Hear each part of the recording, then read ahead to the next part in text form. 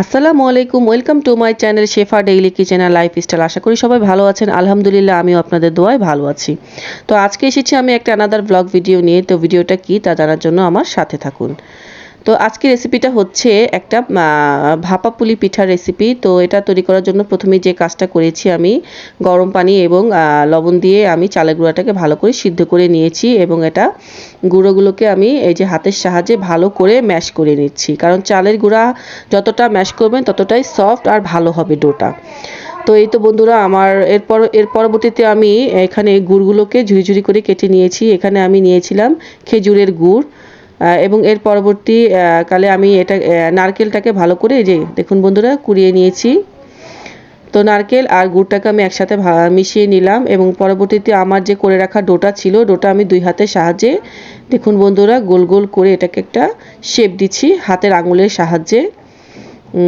এই তো এবং এটা গোল করে শেপ দেওয়ার পরে আমি যে নারকেল এবং গুড়টাকে কুচি করে রেখেছিলাম সেটাকে একসাথে মিশিয়ে নিয়েছি।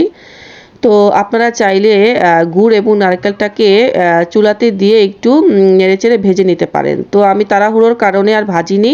তো আমি কাঁচা অবস্থাতে নারকেল আর গুড়টাকে মিলিয়ে এই তো এই গোল রাউন্ড শেপের মাঝখানে যে পরিমাণ মতো দিয়ে দিচ্ছি এবং হাতের সাহায্যে দুপাশ থেকে এই যে ভালো করে মুড়িয়ে দিচ্ছি।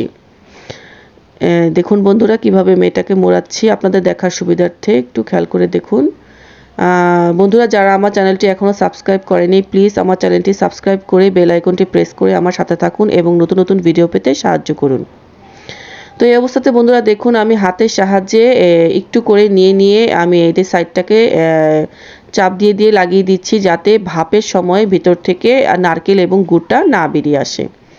তো এইভাবে দেখুন বন্ধুরা, এই তো আমার যে সাইডটা পুরোটা সুন্দর করে যে আমার করা হয়ে গেল পিঠাটা। তো এইভাবে আপনারাও পিঠাটা বানিয়ে নেবেন। তো একে একে আমি আমার পিঠাগুলোকে বানিয়ে নিলাম বন্ধুরা দেখুন, এবং এরপরে আমি একটা পাত্রে গরম পানি বসিয়ে দিয়েছিলাম। তো গরম পানিটা ফোটার পরে আমি পিঠাগুলোকে দিয়ে দিলাম।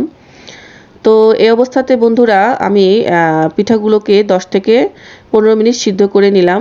তো এই তো সিদ্ধ হওয়ার পরে দেখুন বন্ধুরা আমার পিঠাটা রেডি হয়ে গেছে।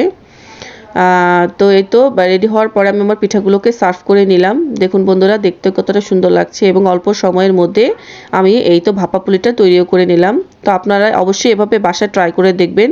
আশা করি ঝটপট এবং তাড়াতাড়ির মাধ্যমে পিঠাটা আপনারা তৈরি করতে পারবেন এবং আপনাদের কাছে খেতেও ভালো লাগবে। তো আজকে এই পর্যন্তই, সবাই ভালো থাকবেন, সুস্থ থাকবেন। আল্লাহ হাফেজ, আসসালামু আলাইকুম।